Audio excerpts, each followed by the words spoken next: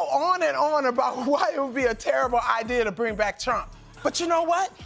I guess I shouldn't be surprised that America is about to do something that we know is harmful to us, because that is what we always do. We know we should take care of our mental health, but we entertain ourselves by watching documentaries of serial killers. And listen, I know some people don't care about January 6th, but let me remind you about something real quick. He was also a terrible president! Trump's tantrums are nothing new, but this latest one, it's a doozy. Leslie Jones just hit him where it hurts, right in the ego, and now the orange turd is having a meltdown of epic proportions. But here's the million-dollar question.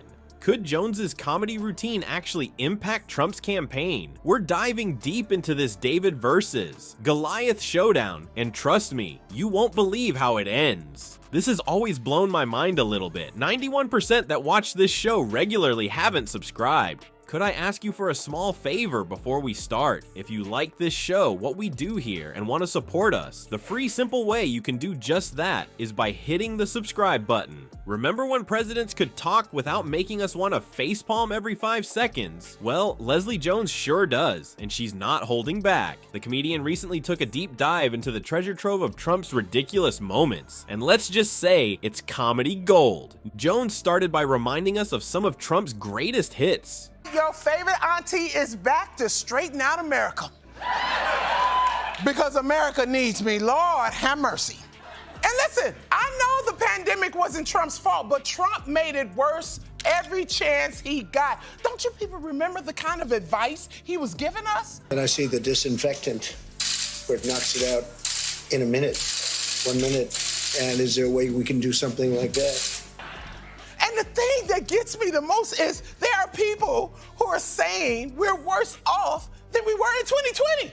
Remember when he suggested injecting bleach to fight COVID? Or how about when he stared directly at a solar eclipse? It's like watching a toddler run a country, except the toddler has nuclear codes. But here's the thing, Jones isn't just going for cheap laughs. She's serving up some hard truths with a side of giggles. She compared voting for Trump again to our dumbest health choices. It's like eating a whole pizza at 3 a.m. and expecting to feel great the next day. We know it's bad for us, but some folks just can't help themselves. Now, you might be thinking, it's just comedy, right? Wrong. Research shows that political comedy can shape public opinion more than you'd think. It's like sneaking veggies into a kid's meal. They're getting the good stuff without even realizing it. As Jones's jokes hit harder and harder, you can almost hear Trump's blood pressure rising. It's like watching a cartoon character turn red and blow steam out of their ears. But the real kicker? Jones said voting for Trump again is like asking Jeffrey Epstein to babysit.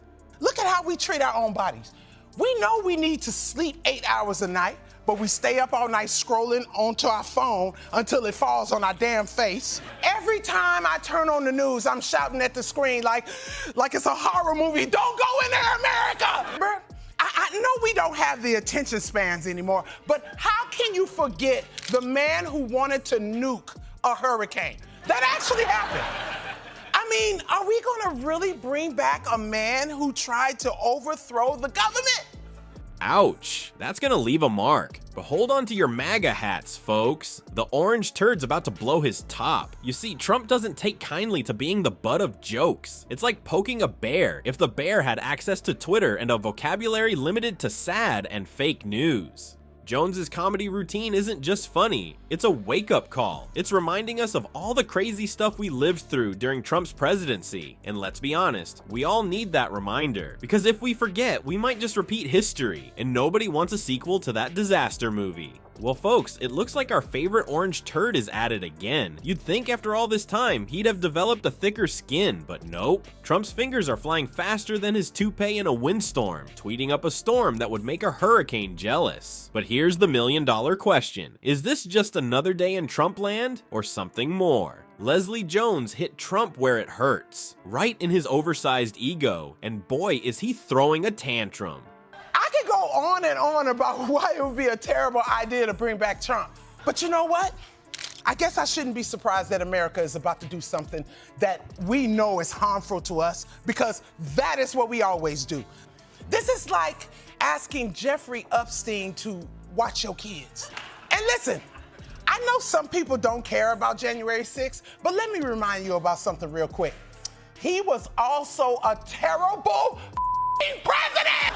He told us to inject ourselves with disinfectant. Trump's reaction to Jones's comedy was nothing short of a meltdown. He's calling her jokes vicious and unfair. Really, Donnie? That's rich coming from the guy who made fun of a disabled reporter. It's like watching a toddler cry because someone said his crayon drawing wasn't museum worthy. But here's where it gets interesting. Experts are saying Trump's inability to handle criticism could actually hurt his campaign. Imagine that. The guy who wants to run the country again can't even handle a few jokes. It's like trying to hire a lifeguard who's afraid of water. These tantrums are making Trump look about as stable as a Jenga tower in an earthquake. Meanwhile, Jones keeps the hits coming, turning even toilet paper into political ammo. Remember the great TP shortage of 2020? Jones joked we were wiping with family photos. Talk about a crappy situation, but seriously, who knew toilet paper could become such a hot political topic? It's like we're living in a bizarre world where Charmin could influence an election. As the laughter grows louder, Trump's tweets are getting wilder. It's like watching a real-time meltdown, 280 characters at a time. But here's the kicker. Every angry tweet just proves Jones's point. It's like Trump's playing a game of who can make me look worse, and he's winning by a landslide.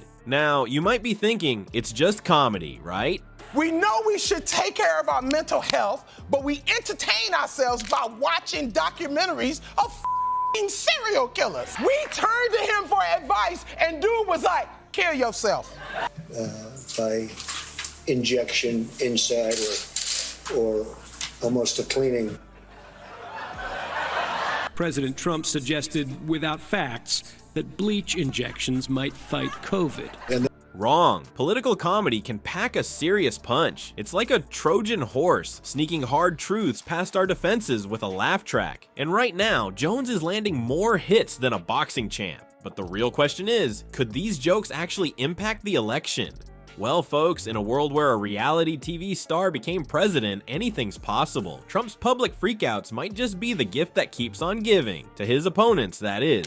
Well, folks, it looks like laughter might just be the kryptonite to Trump's political superpowers. Who knew a few well-timed jokes could make the orange turd lose his cool? Leslie Jones has shown us that sometimes the best way to fight back is with a good chuckle. Next time you're scrolling through political news and feeling down, remember, a good laugh could be your secret weapon at the ballot box. Studies show that political humor can actually make people more likely to vote, so keep those memes coming. In the end, Trump's tantrums are just proving Jones right. Maybe if he spent less time tweeting and more time working on his sense of humor, he wouldn't be such an easy target. But hey, as long as he keeps providing material, we'll keep laughing all the way to the polls.